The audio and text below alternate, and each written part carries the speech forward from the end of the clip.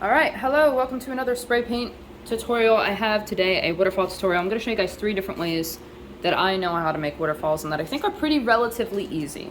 Now, of course, these techniques I think work best in certain situations. However, use them whenever the hell you want. It's great to diversify your arsenal a little bit. So let's begin.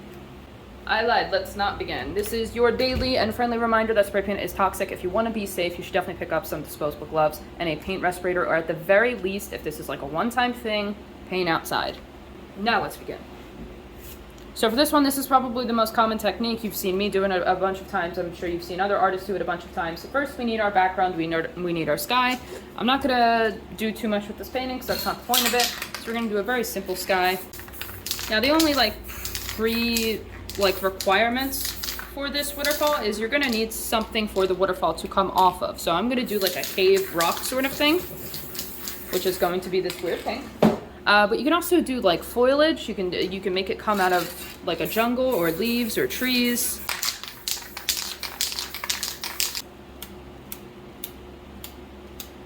So I'm going to do the basic like magazine technique here.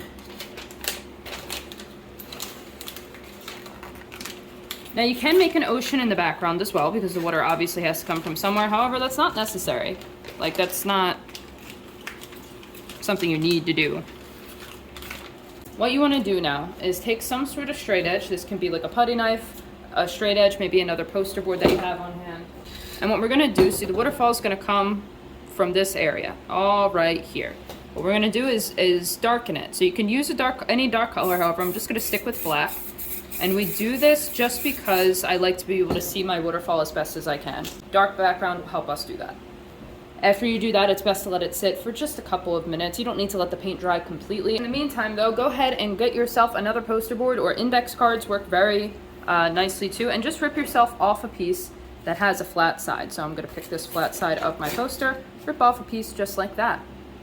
And also another tip for you, if you're impatient like I am, is heat dries paint faster, so you can use something like a blow dryer to speed up the process. Spray some white to the side. Take your poster board or index card, whatever it is that you tore off, and go ahead and dip that flat side into this white. And we're going to go to the top of our rock formation and just drag it down. It is really that simple. I don't know how else I could describe it. I dipped it in white. You see I have my big glob of white. I'm going to go to the top of our rock formation, drag it down. Just drag it down. Now you can go ahead and make this curved as well. So maybe we want this to curve inside a little bit. Over here as well. The best advice that I can give for this is do not go slow and steady. Slow and steady is a bunch of bullshit. Full send it. Because if you go slow and steady, it's gonna look shaky. I just realized my phone stopped recording. However, all I did was water. And I've actually recently made a tutorial talking about 4 different ways on how to do water, and I use one of those techniques here. But once you go, that's going to be the next step. You got to make your water, but once it's done, let it sit for like another 30 seconds to make sure the paint's not super wet, because if it is, what's going to happen is your white is going to bleed through and it's just not going to look very good. You're going to want to take a straight edge, putty knife, actual straight edge, poster board, doesn't matter. And what we want to do is block off our body of water, I should say. And I'm going to take this white. Let me demonstrate off of here as well. I'm going to take my white, and what I'm going to do is I'm going to start spraying here and move up. Because what that does is it lets me decide exactly how much splash effect, or how much white that I want or I think is appropriate without accidentally overdoing it. So that's exactly what I'm going to do here. Block off the body of water, and I'm going to slowly move my way up. And we're going to go ahead and give our waterfall a nice little splash, some splish, splash. Other thing you can do as well, off to the side again, same idea. I'm going to spray some white onto the tool itself. It's going to give us a nice clean line. You can go ahead and do that at the top, because there is some splish splash happening up there, just not as much. Now I'm going to go ahead and finish off this painting, and I'm probably going to do that technique again.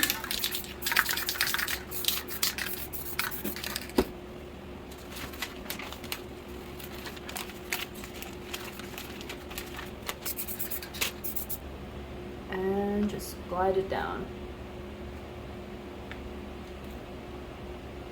Another great technique, if you are going to show the body of water above your waterfall, I recommend doing it. Well, this is something that I do. you don't have to do it, is I'll make little ripples. So it's the same idea. We're going to take the waterfall tool. I have it dipped in white. We have a glob of white there.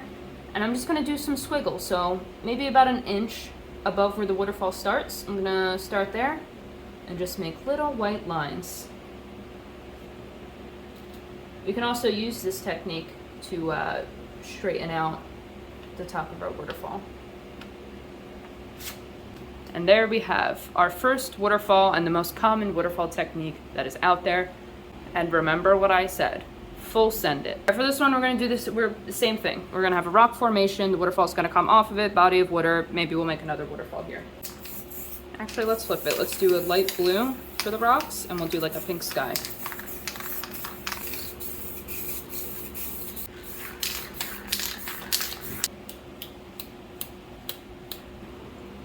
Birdies. So we're going to do the same thing as before. We want a darker background, or at least that's what's preferred. Just going to go ahead and block off the top here. Spray some black down. Actually going to throw black all around here. Now you might want to let this paint sit once again so it's not really wet. And we're going to go back to what we were talking about before. We have our little straight edge, we have our white, and if we spray onto the straight edge, it'll give us a nice line. Remember that? Remember that from like 2 minutes ago? We're going to do that again, except we're going to make the whole waterfall like this. So I'm going to hold it above the painting. I'm not going to place it on the painting. I'm going to hold it right above, maybe like a centimeter, not even. And what we're going to do, going up and down, I'm just going to make the streaks of the waterfall. And remember, this is paint, it's gonna start dripping, wipe it off every once in a while. You can use soft white if you want, however, it's not necessary.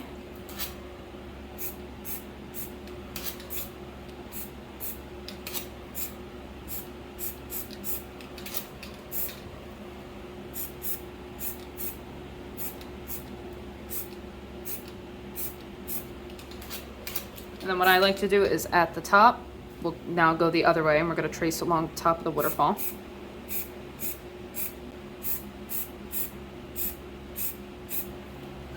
I don't use this very often because I don't know. I'll be honest, I actually don't know. So now we're going to go ahead and make the water again. I'm going to use the same method that I did last time. This time you guys get to see it.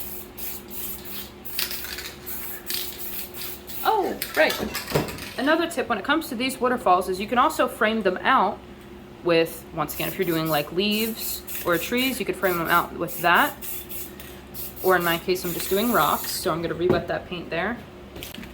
And we can go ahead and just carve rock out that actually goes into that waterfall a little bit. It's good tip, good tip for your waterfalls. You could definitely do the waterfalls first and then frame them out and do the rock second. Anyway, back to my water. Whoops. White to the side. I'm going to use my waterfall tool again just for a quick tutorial of this water. I'm just going to start from the top and squiggle my way down. Now if the paint's still wet, it's going to reveal the color that's beneath it, which is what happened last time. That's why it had all that pink in it. Although we are getting some of that blue, which is nice. Once you have your water, if you want to let it sit to dry, that's probably the best thing to do. I'm impatient.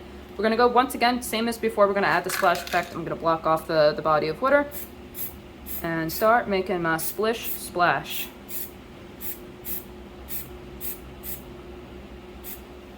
I don't think I'm going to make another waterfall for this one. We're just going to keep it a one and done. But yeah, I don't know if this is easier than the last, but it certainly looks different and it's good to have variety. That technique is also great for really big waterfalls, which is what we're about to do with this final technique. The time that I like to do this technique the most is when the waterfall is taking up most of the page, which is exactly what's going to happen here. We're going to have it go from the top of the page to around here. And we're going to frame it out with some rocks. These are great. I love doing these for jungle scenes and stuff like that, but of course, apply it to wherever you can see it being applied. This one is all about layers. Whatever color you want your waterfall to be are the colors that you're going to place down right now. There are no rules behind this. If you want your waterfalls to be purple, make them fucking purple. I'm going to stick with the blue though. So I'm going to go ahead and just throw a bunch of blues down. We have this dark blue here. All in our waterfall area. Throw multiple blues if you want, doesn't really matter. Or you could just use something like black. That's an option. Now, regardless of whatever colors that you pick, we're gonna finish it off with white. I'm gonna take my white and I'm just gonna cover all of that up. Take your clear coat, which is gonna re-wet the paint for us, and just re-wet or apply that to the whole waterfall area. Grab a magazine page or a newspaper, and we're gonna go ahead and fold it, but I'm not gonna pinch it down so it creases, right? It's gonna be kind of left like that.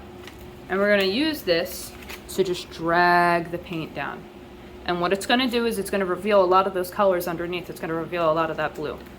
So this is the way that I like to hold my paper if that's something you're interested in knowing, but just do whatever's comfortable. We're gonna start from the top and just drag it down.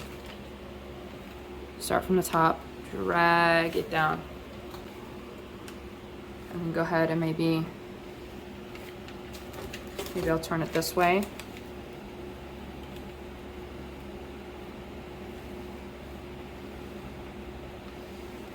What I like to do is go on with my rocks or my plants that are going to frame this out.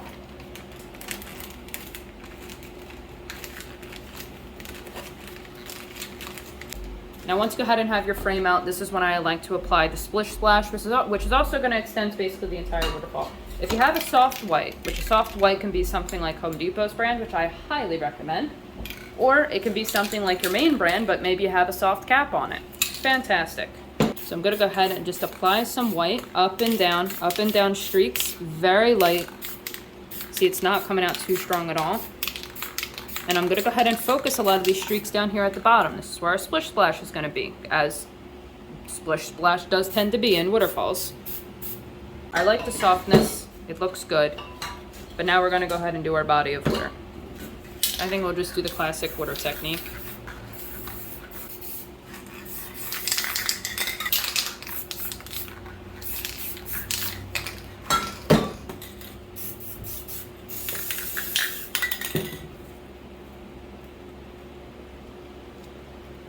I'm going to let this paint sit for a minute because it's really wet. It's also worth to mention that I say the soft is best, but the soft is best if you want a soft look. If you want a waterfall that's very rough, well then I would recommend using a can that has a lot of splatter to it, which could be something like Rust-Oleum, or I'm using Hardcore right now. And that's what I'm going to do. That's what I'm going to use for the bottom here. Just going to go ahead, block off the body of water, at least most of it. And I want a lot more splishing and splashing than the other ones. We can go ahead and stretch into those rocks. And we have our waterfall. Just gonna make it look like a jungle sort of thing.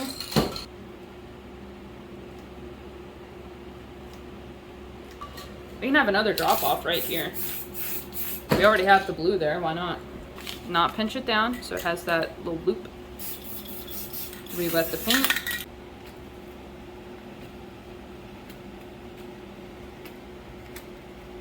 These don't have to be just used for giant waterfalls. They can be used basically anywhere. Some white to it. I'm using my soft white.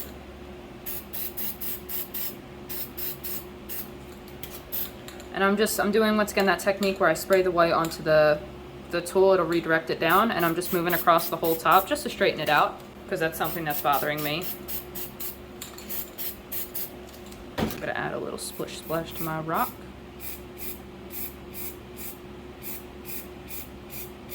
You also, another thing you can add to your splishin' and splashin' is the star technique, where we spray some white onto our finger. I like to flick to the side a couple of times to get the big blobs off, but then you can flick onto your painting down towards the bottom of your waterfalls. Normally, that's typically where the splishin' and splashin' happens. Whoops, I used a lot right there.